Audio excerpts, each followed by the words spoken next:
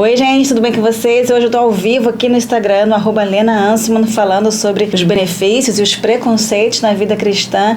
Então, vocês vão me ver durante essa gravação de hoje, assim, de ladinho. Então, como a gente diz lá na comunidade da graça, graça e paz.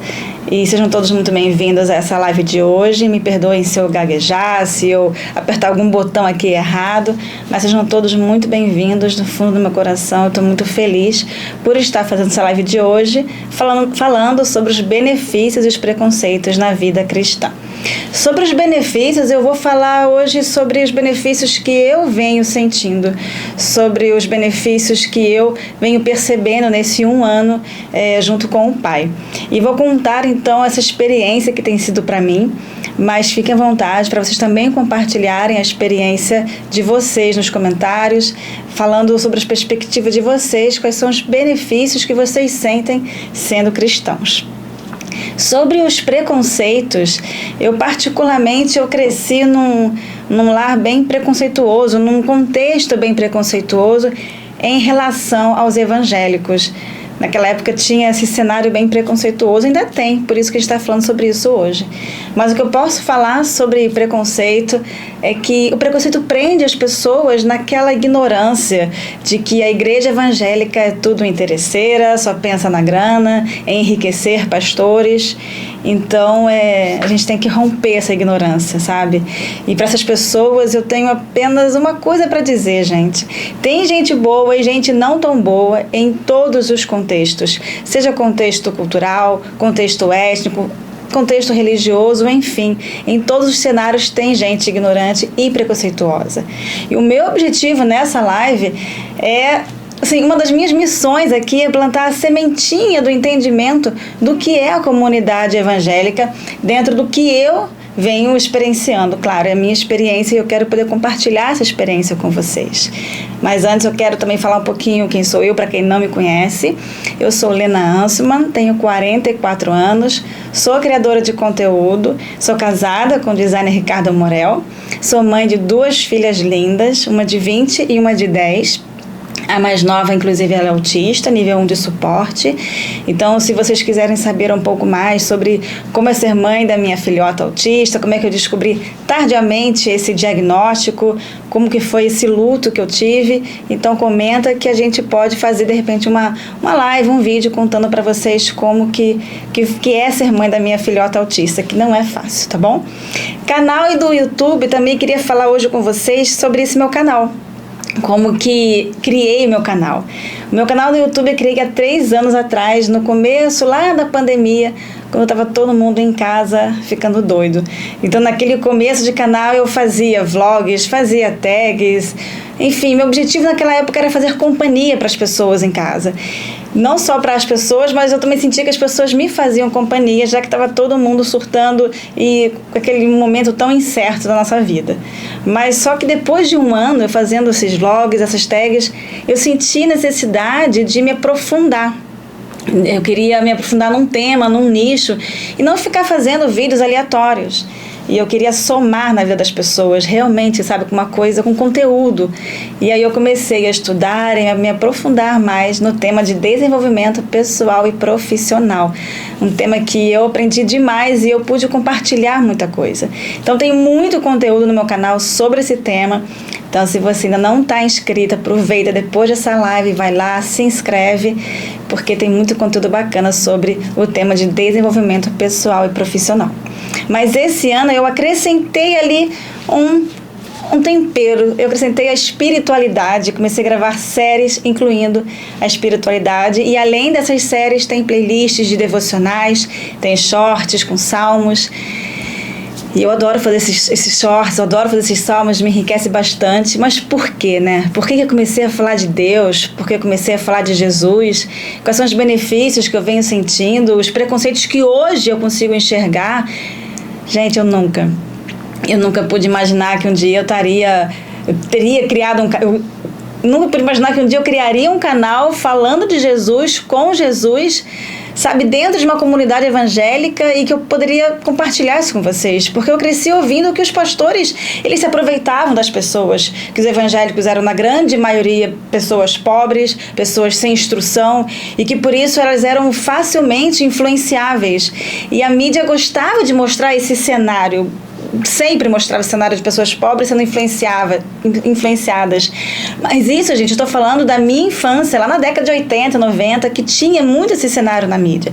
Mas na minha opinião, e eu posso estar errada, claro, mas a Igreja Católica também se aproveitava das pessoas, mas por ser frequentada, na grande maioria, por pessoas brancas, ricas, de classe média.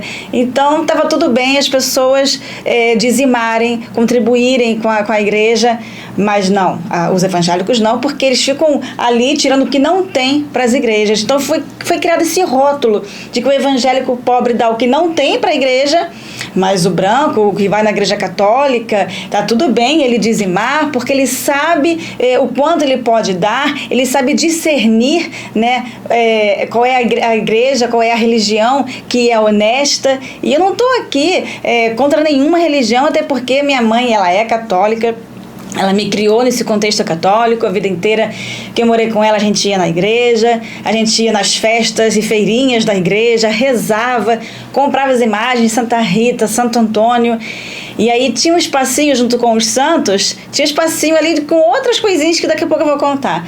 Mas eu fui batizada na igreja luterana, assim como meu pai, só que ele virou adulto e virou ateu. Mas ele respeitava a minha mãe e até levava a gente na igreja. E no final do ano a gente ia para a praia para levar flores para Iemanjá.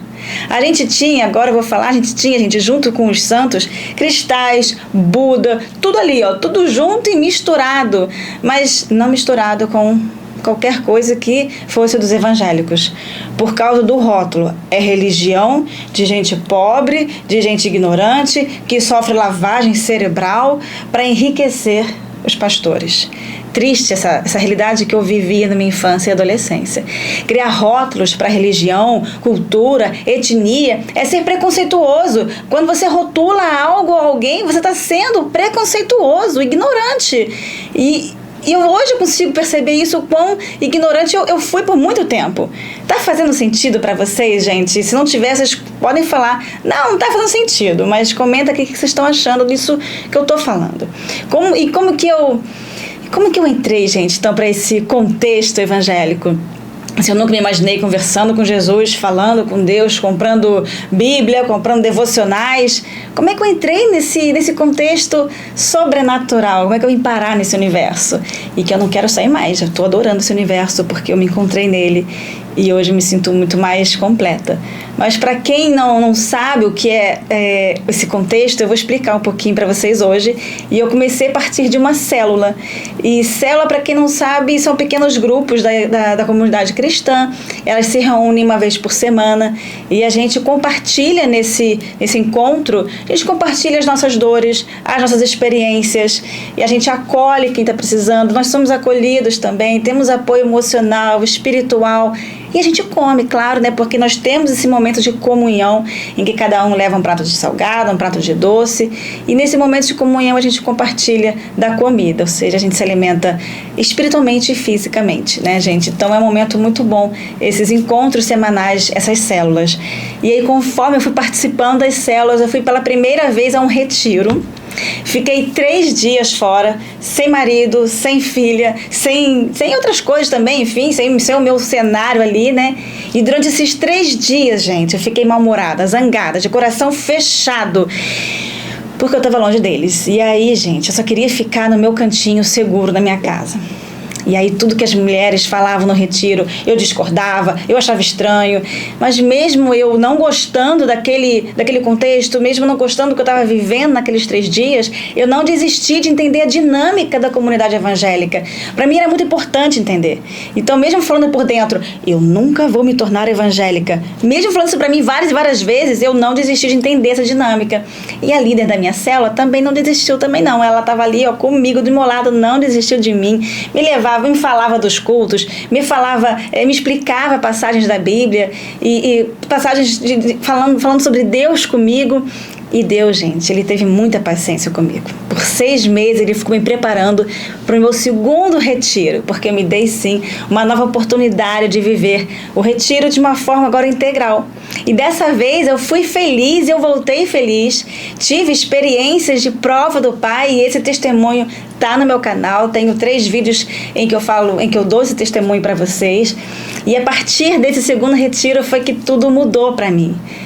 Mas eu comecei pedindo perdão pro Pai, porque eu perdi muito tempo sem conversar com Ele.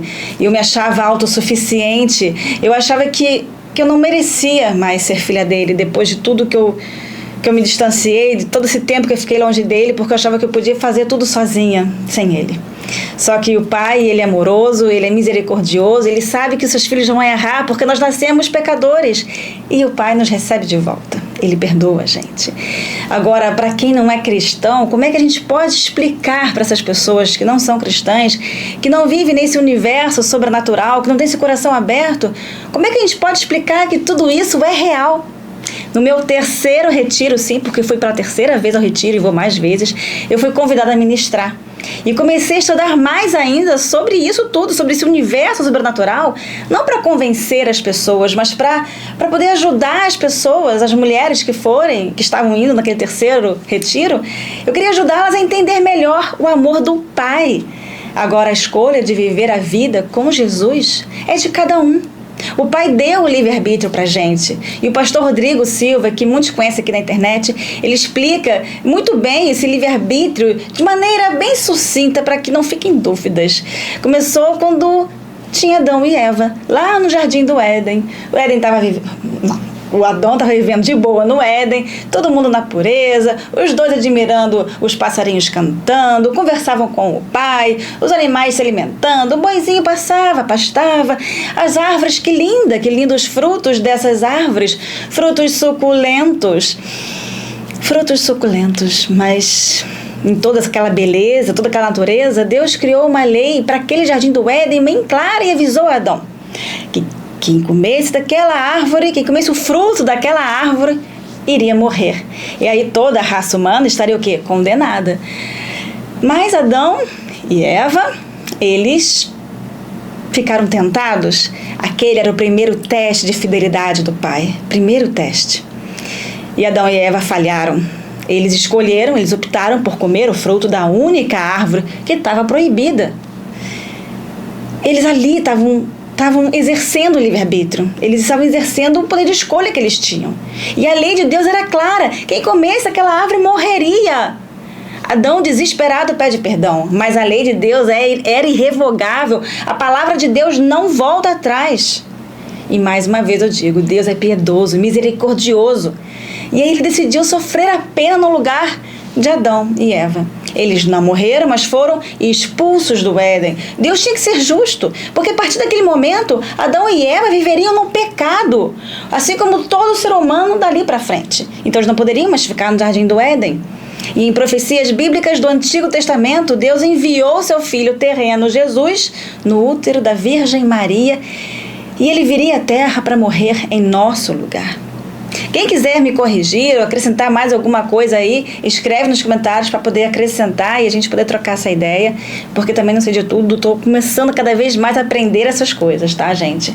Então esse cenário perfeito criado por Deus do Éden foi condenado naquele momento. E a gente pensa, tá, mas por que Deus fez isso? Deus existe mesmo? Muito provavelmente muitos de vocês já se perguntaram, Deus existe? Como que vocês podem provar que Deus existe? Gente, para algumas pessoas não dizerem que eu fico somente baseada na Bíblia para provar a existência dele, eu recorri ao filósofo Descartes.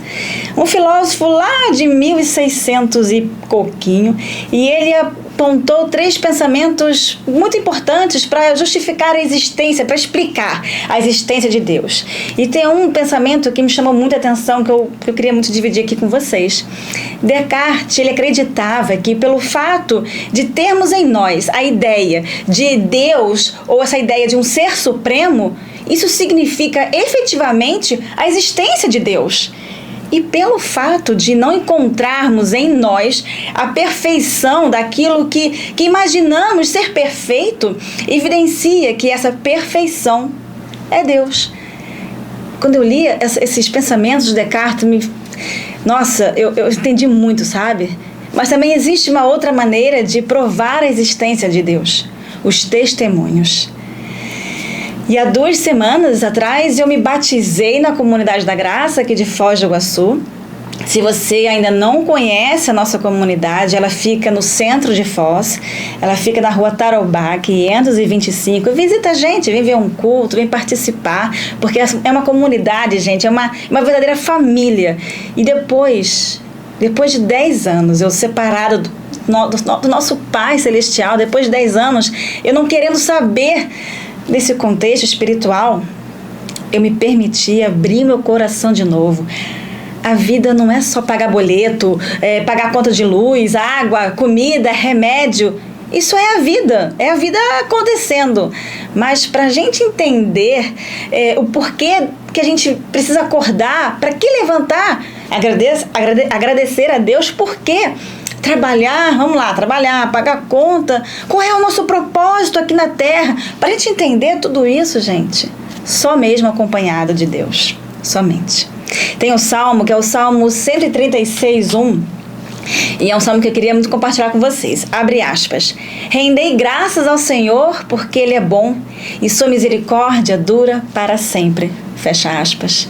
Deus vai estar sempre de braços abertos para te receber, para te perdoar, para dividir com você o fardo que você carrega sozinho, um peso tão pesado. Com Deus Pai, Deus Filho, Deus Espírito Santo, nenhum de nós vai estar sozinho. Eu nunca mais estive sozinha.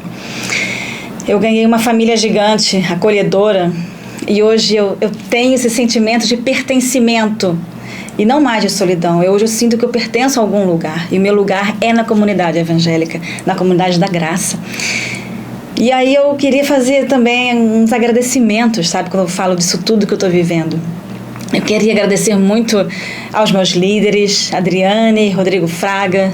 Quero muito agradecer aos pastores Luciana e Roberto Monteiro, amo eles de paixão. Quero muito agradecer ao meu marido, Ricardo Morel, que acredita na nossa família, no nosso amor e em tudo que podemos construir juntos. É um cara muito resiliente, que eu amo muito. Então, gente, eu queria muito agradecer essas pessoas especiais, quero muito agradecer quem está aqui comigo. Eu vou deixar essa live gravada para quem quiser compartilhar ou assistir de novo em outro momento. E eu estou muito feliz mesmo, muito feliz por estar vivendo essa experiência acolhedora. E essa experiência de não mais se sentir sozinho, de não mais ter esse sentimento de algo me faz falta. O que está me faltando? Eu não tenho mais essa sensação, porque nada mais me falta, porque eu estou com Deus. E aonde eu vou, eu chamo Jesus comigo. Se eu vou passear, se eu vou trabalhar, se eu vou qualquer coisa, vem Jesus, me acompanha. Porque quando a gente convida Jesus para estar com a gente tem que tomar, a gente acaba tomando muito cuidado, porque a gente não quer que o nosso convidado Jesus se sinta mal. Então a gente não vai para qualquer lugar, a gente não vai ter qualquer amizade, a gente não vai fazer qualquer coisa que faça o nosso irmão Jesus se sentir mal. E a gente se colocando no lugar de Jesus, quando a gente pensa o que Jesus faria, a gente acaba dando uma grande lição do que a gente não deveria fazer e muitas vezes fazemos nessa nossa rotina muito doida, nesse nosso dia a dia corriqueiro, desesperado, desenfreado. Então, permita-se abrir o seu coraçãozinho, permita que eu possa plantar essa sementinha de amor em você, para que você possa abrir o coração e receber o amor do Pai e receber o amor de Jesus. Tem muita coisa aí para a gente quebrar sobre esses preconceitos que a sociedade tem contra os evangélicos. Pensamentos diferentes, está tudo bem a gente ter, as pessoas terem pensamentos diferentes, mas agir com preconceito e generalizar uma religião, generalizar uma cultura, generalizar uma comunidade, generalizar pessoas, isso é totalmente errado. Então vamos abrir o coração para a gente entender as outras pessoas e poder levar a palavra, os valores, os princípios que Deus deixou para a gente. Muito obrigada mais uma vez, beijo carinhoso, fiquem com Deus. E a gente se vê no canal Lena Hansemann, também aqui no Instagram, no @Lena Hansemann. Fiquem com Deus, muita paz, gente. Obrigada a Deus por esse momento, grata. Muito grata, Senhor.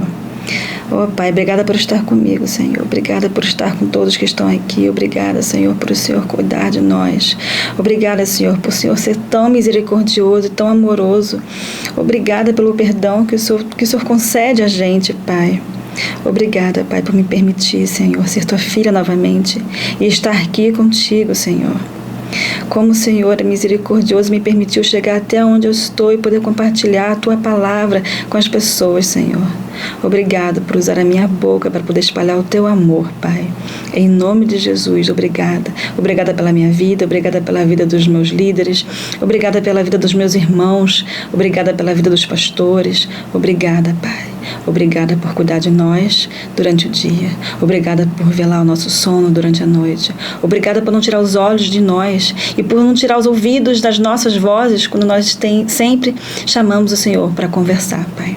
Em nome de Jesus, Pai, muito obrigada. Amém. Tchau, gente. A gente se vê, então, por aqui e também no canal Lena Hansemann. A live vai ficar gravada, tá? Beijo, fica com Deus.